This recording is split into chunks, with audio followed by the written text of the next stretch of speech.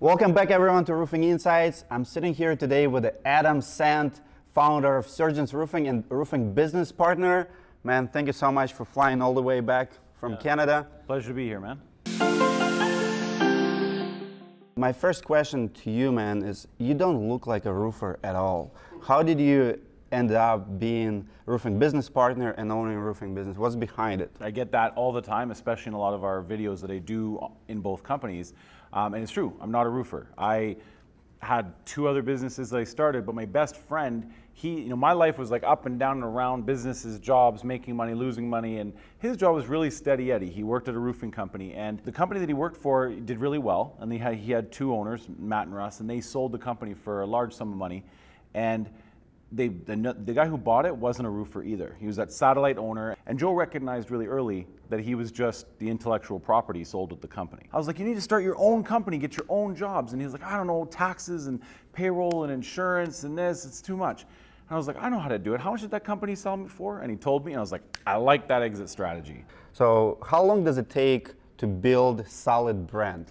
And what I would say, solid brand, like recognizable brand where everybody knows about, like brand that starts dominated local market? Minimum 2 years before you can attempt to say you're that, because you need to get through 1 year just to prove that you've actually stuck around. 2 years to show it wasn't just lucky, right? So minimum 2, and then 3 is really where you get to say you've handled it, right? How many hours per week you work right now in that business? So with Surgeons Roofing, I would say I maybe work now about 10 hours a week. I look for opportunities for marketing, right? So if I hear about a certain estimate, see a certain kind of house, hear a certain kind of concern, I watch our company cam feed and see what kind of pictures and sites they're on, and I just look for marketing opportunities. I go out there and do that. Now, it wasn't always the case. I was at one point in time 1 hour a week or like a couple hours at night just doing the Facebook ads when we first started. And then I quit my job, went and bought a whole bunch of a truck and a dump trailer, and I was like driving and visiting sites, and we really blew up that year because I was just so in it. Plus, I just quit my career to basically do that. And then roofing business partner, that has trickled up and up and up. And because I'm in Canada, it's go for 7 months. And it takes a fair amount of my attention, even if it's not so much of my time. And then roofing business partner really ramps up in the winter when our roofing season shuts down. And roofing business partner probably takes about 40 hours a week of my time. How did you get into marketing? What's behind there? And also, how different is, you said that you come from completely different businesses. How different roofing from anything else you've done? From a marketing perspective, it really is, I find, very much the same, right? Consumers buy things for very similar reasons, right? They buy from people they like and trust. They need to feel empowered to make a good decision. They have similar reasons that they value something. Operating the business, very different. Sometimes roofers can be a little rough around the edges, and you're dealing with a number of Best Damn Roofer? Like Best Damn Roofer. Big time! And so you're dealing with a lot of those different things, but as far as like processes, systems, standards and expectations, good people, good leadership, those basic fundamentals of business are, I think, universal. What's behind roofing business partner? We had a SEO Google agency that we hired, and I learned about the power of Facebook a long time in the past when I got in some trouble. I actually did a Facebook marketing for a totally different industry and got so much attention I ended up getting arrested. I owned a tanning salon. It was tough business. Summer's rough times, like mid-August, I was like, I really need to do a big marketing campaign. And so I thought, you know what, I'm going to create a lotion membership. We include the lotion and the tanning in the same membership. You got unlimited. And so people didn't have to bring the bottle every day. So my idea to promote it was to put all these boxes throughout the mall. We have West Edmonton Mall, like Mall of America here. And it was like a special gift to tanners, and it was like this 1-year membership. And this is before iPhones had Facebook. Like you still had to take a picture and upload it. So I created a scavenger hunt. Whoever could find the most boxes would win this prize worth $1,000. And it was worse because mid-August I said in 30 days. In 30 days turned out to be September 11th. So then halfway through the contest, I'm like, okay, on September 11th is the prize. Now I know we're all thinking, I'm from Canada, it's a little different. So then what ended up happening is now all these people are taking pictures. And this, because you had to upload pictures with digital cameras, nobody took, there wasn't the constant picture flow there is today. It was still like, Dimitri is sad today, And so all these pictures of all these boxes hidden around one of our biggest tourist attractions, and a special prize was being announced on September 11th.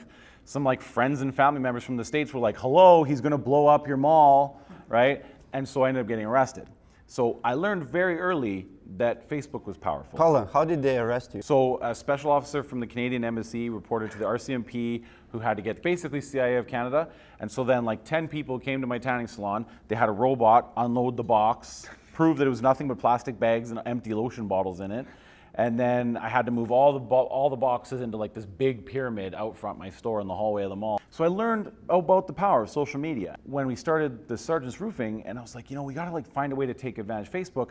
I couldn't get an agency to do it. I couldn't hire anyone. Right now you can't throw a shingle off a roof without hitting 10 guys who are like, I do Facebook ads for roofers. Nobody was teaching like construction Facebook ads, and everybody told me it was a dumb idea. It's like, no, you use that to sell like personal training and dog toys and stuff. I was like, no, but it's like everybody's on here. They call it Crackbook. And so I ended up taking a course just on how Facebook ads worked. And the premise of it was testing. Everything is testing, right? And then ultimately lead magnet and retargeting, right? It wasn't ever about trying to win on the first opportunity, but build an audience and then retarget. So we experimented a bunch, and I was taking money from my personal job, essentially being like, okay, I know you, Joe, you have a 3-month baby and a 2-year-old baby, and you're working 17 hours a day. I'm going to take 50 grand of my personal money, blow it and waste it on Facebook ads. By the way, you owe me half that back. And thank God he believed in me enough that I went down that experiment. And then after about wasting $50,000, we figured out what worked, and then it was 40% one year, 147% the next year, and it just kept going. Is Facebook #1 lead generation for you?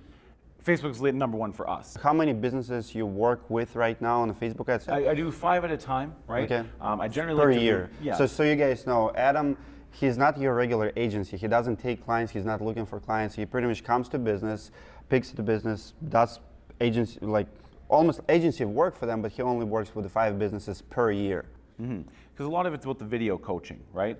And I find that there's Facebook ads, and then there's coaching on how to build a real audience and a brand. And Facebook ads is #1 lead generation for all your businesses. We attempt to get there, right? I mean, we don't always win over everything else, because sometimes they're spending 10 times the amount on Google or other things, leased funnels and stuff But like overall, it's a really good strategy for most businesses. And everybody's always very happy. And the thing is, even if it's the number one source of leads, quite often it's the lowest cost per sale and the happiest customers, like things that turn into great Google reviews and referrals. How easy it is to make $1 million in the roofing business now? Say I'm brand new to the business and I want to make $1 million a year. How long will it take me if I'm willing to learn and scale and grow and whatever? How long does it take, and how easy it is in the roofing business to make $1 million a year? It's incredibly easy, in my opinion. Is it? I mean, roofing industry is hard, right? I shouldn't say it. As far as if you do the right things, generating enough business to earn $1 million in retail business roofing in most markets is not hard. Right? I agree. It really just comes down to having a strategy and knowing what your ideal customer is, and then trying to approach things strategically to bring people down kind of a little psychological path where they kind of fall in and believe that your business is the best business, and they're empowered to make that decision. Awesome. What's your end goal? Are you going to keep growing the roofing business for the rest of your life? You want to sell it, or you want to be more on the agency side and grow your social media? I guess my big path, what I've really realized is what my unique value is that I like partnering with other tradespeople. So my end goal is I want to help people get through level 2, level 3, level 4 problems as easily and with as little input or cost as possible. I really like the idea of finding more partners. I like the equity partnership model that I have with Joe, and I'd like to do that more, but that's a long, like you said, that's an end game. That's a long-term thing. I'd like to own a number of construction companies with great tradespeople who are fantastic at what they do, maybe just don't have the marketing and business acumen, and realize that you could be stronger together than apart as competitors, right? We have a lot of brand new roofers in the room. Give one advice to somebody who's just getting started. Marketing doesn't matter before you take care of your customers, right? And the #1 way to take care of your customers is to have a clearly mapped out process for everything that you're going to do.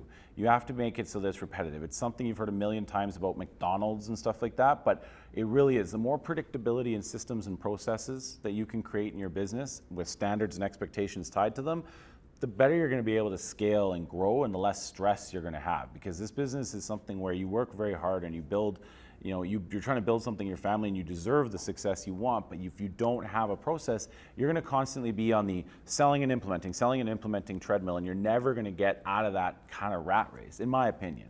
Thank you so much for your time today. Cannot wait for your keynote. Let's get it.